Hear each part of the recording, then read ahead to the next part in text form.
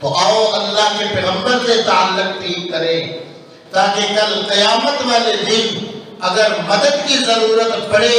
تو اللہ کے پیغمبر ہمارے سفارشی بن جائیں۔ تو وہاں پر میں نے عرض کیا دوسری وجہ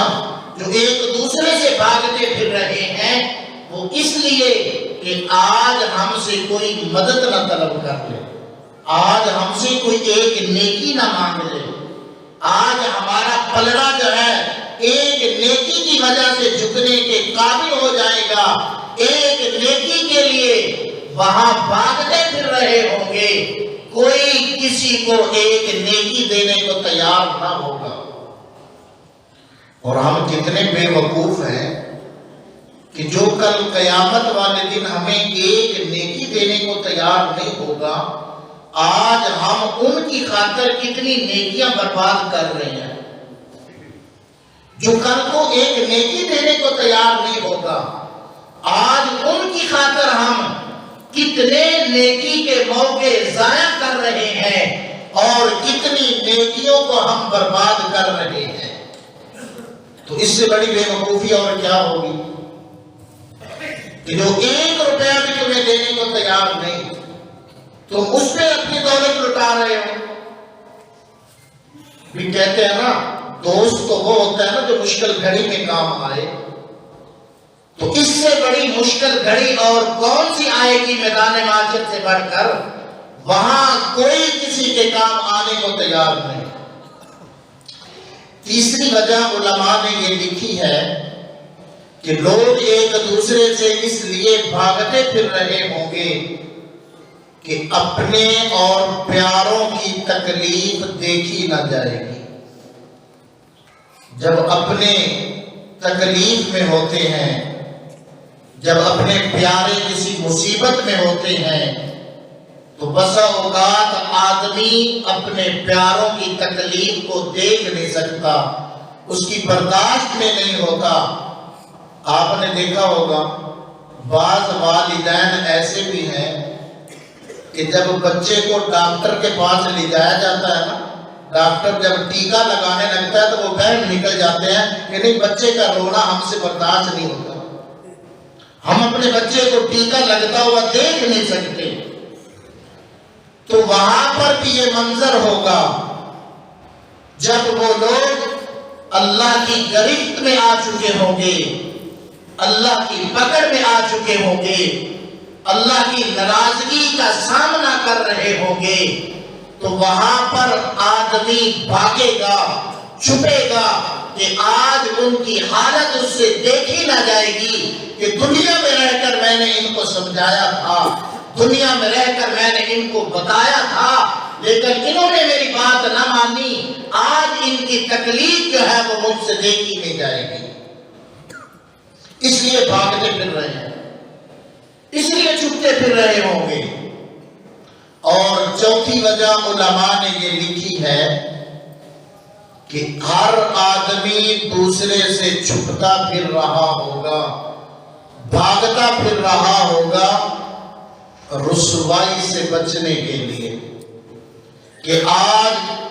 دنیا میں رہ کر میں نے جو چھپ کر گناہ کیے تھے آج وہ تمام کے سامنے آ جائیں گے، اللہ کی بارگاہ میں تمام کا تمام ریکارڈ پیش کر دیا جائے گا، نامہ اعمال سامنے رکھ دیا جائے گا، اللہ کی طرف سے حکم ہوگا اے میرے بندے آج اپنا نامہ اعمال پڑھ لے،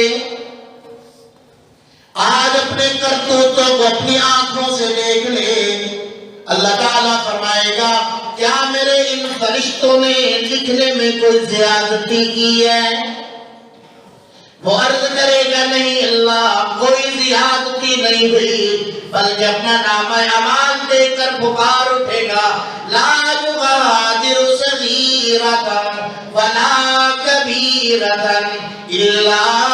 احصاها۔ کیا ہو گیا؟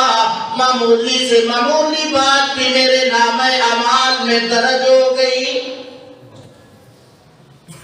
آج ہماری زندگی کی بیویاں بڑھ رہی ہے، آج ہماری ریکارڈنگ ہو رہی ہے، آج ہمارے تمام کے تمام نامہ اعمال کو لکھا جا رہا ہے، آج ہماری آنکھوں کی خیانت کو نوٹ کیا جا رہا ہے، ہمارے ہاتھوں کے کرتوتوں کو لکھا جا رہا ہے، ہماری زبان سے نکلنے والا ایک ایک جملہ ریکارڈ میں محفوظ ہو رہا ہے۔ کل قیامت کا دن ہوگا، اللہ کی عدالت میں تمام کا تمام ریکارڈ پیش کر دیا جائے گا۔ تمام اولین موجود ہوں گے، آخرین موجود ہوں گے، انبیاء موجود ہوں گے، اولیاء اللہ موجود ہوں گے، تابعین موجود ہوں گے، صحابہ کی جماعت موجود ہوگی۔ تمام کے سامنے جب ہمارے کرتوت کھل کر آ جائیں گے، اور میرے بھائی اس وقت کی ذلت اور رسوائی سے بچنے کے لیے ہر ایک بھاگتا پھر رہا ہوگا کہ آج میرے پیغمبر کے سامنے میرے کرتوت نہ ظاہر ہو جائے۔ ایک اللہ والے کے بارے میں آتا ہے کہ ان پر جب کوئی زیادتی کرتا تو وہ فوراً معاف کر دیتے، فوراً معاف کر دیتے۔ کسی نے پوچھا حضرت بدلہ لینے کی شریعت میں اجازت ہے، آپ اس کو معاف کیوں کر دیتے ہیں؟ فرمایا دیکھو دنیا میں بدلہ لینے کی پوزیشن میں نہیں ہوں، اتنا میرے پاس وقت نہیں ہے، جتنا وقت میں نے بدلہ لینے میں ضائع کرنا ہے اتنا وقت میں اللہ کی یاد میں کیوں نہ لگا دوں۔ میرا وقت بڑا قیمتی ہے، ان لڑائی جھگڑوں کے لیے میرے پاس فرصت نہیں ہے، دنیا کے بکھیڑوں میں پڑنے کے لیے میرے پاس اتنا وقت نہیں ہے، میں اپنی آخرت کا نقصان کرنے کو تیار نہیں، اور معاف اس لیے کر دیتا ہوں کہ میری وجہ سے کہیں ایسا نہ ہو جب کل کو میرا مقدمہ لگے تو میرے پیغمبر کو میرے کرتوتوں کی وجہ سے شرمساری کا سامنا نہ کرنا پڑے، اس لیے میں معاف کر دیتا ہوں کہ میری وجہ سے آپ کی امت کا کوئی فرد جو ہے کل قیامت والے دن پیغمبر کی رسوائی کا سبب نہ بنے۔ تمام امتیں ہوں گی، کوئی یہ نہ کہہ سکے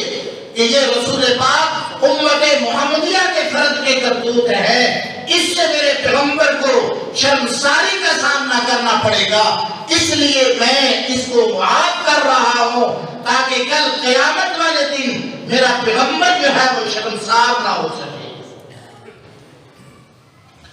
تو آؤ میرے بھائی، آج ہم دنیا کی ذلت سے بچنے کی فکر تو کرتے ہیں، چار بندوں کے سامنے اپنی رسوائی برداشت کرنے کو تیار نہیں، کل قیامت والے دن اللہ کی بارگاہ میں کون رسوائی کو برداشت کرے گا؟ وہ اس سے بھی بڑی رسوائی اور ذلت ہوگی۔ اس لیے رسول پاک صلی اللہ علیہ وسلم اللہ کی بارگاہ میں عرض کیا کرتے تھے کہ یا الہ العالمین، میں دنیا اور آخرت کی رسوائیوں سے پناہ مانگتا ہوں، اے میرے اللہ مجھے دنیا کی رسوائیوں سے بچا لے، مجھے آخرت کی رسوائیوں سے بھی بچا لے۔ اے میرے اللہ دنیا میں بھی عزت کی زندگی دے دینا،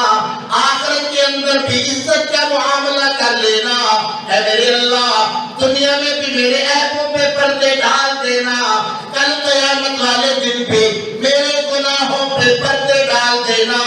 کسی کے سامنے مجھے رسوا نہ کرنا۔ یہ رسول اللہ دعا مانگ رہے ہیں، میاں ہمیں تو زیادہ ضرورت ہے، تو اس لیے ایک دوسرے سے بھاگتے پھر رہے ہوں گے کہ آج میدان معاشر میں ہم دوسروں کے سامنے رسوا نہ ہو جائے۔ تو میرے بھائی آج ہمارے پاس موقع ہے، اللہ کی بارگاہ میں حاضر ہونے سے پہلے موقع ہے کہ ہم سمجھ جائیں، ابھی وقت ہے، اسرائیل کے آنے سے پہلے وقت ہے، اس وقت کو غنیمت سمجھیں، اس وقت کی قدر کر لیں، اپنی آخرت والی لائن کو سیدھا کر لیں، وہاں کوئی کسی کے کام آنے والا نہیں ہوگا۔ یہ وہ مناظر ہیں جو میں نے آخرت کے میدان معاشر کے آپ کے سامنے رکھے ہیں، تو ذرا تھوڑی دیر کے لیے تنہائی میں بیٹھ کر سوچنا کہ کیا آج دنیا میں بھی یہ منظر پیش ہو رہے ہیں کہ نہیں ہو رہے؟ ہر ایک دوسرے سے بھاگتا پھر رہا ہے، رشتہ داروں نے رشتہ داروں کے لیے دروازے بند کر دیے کہ یہ مارا ہے، کہیں مدد لینے کے لیے نہ آ جائے، کہیں جو ہے وہ ہم سے کچھ لینے کے لیے نہ آ جائے۔ آج کوئی کسی کے کام آ رہا ہے؟ آج دنیا میں کوئی کسی کے کام آ رہا ہے؟ اللہ کے بندو، جب یہاں کوئی کسی کے کام آنے کو تیار نہیں تو میدان معاشر میں کون کسی کے کام آئے گا؟ اس لیے اپنی فکر کرو، اپنی آخرت کو سیدھا کرو، اپنی آخرت کو دوسروں کی دنیا بنانے کے چکروں میں اپنی آخرت کو برباد نہ کرو۔ اللہ ہمیں سمجھنے کی، عمل کی توفیق نصیب فرمائے۔ وآخر دعوانا الحمدللہ رب العالمین۔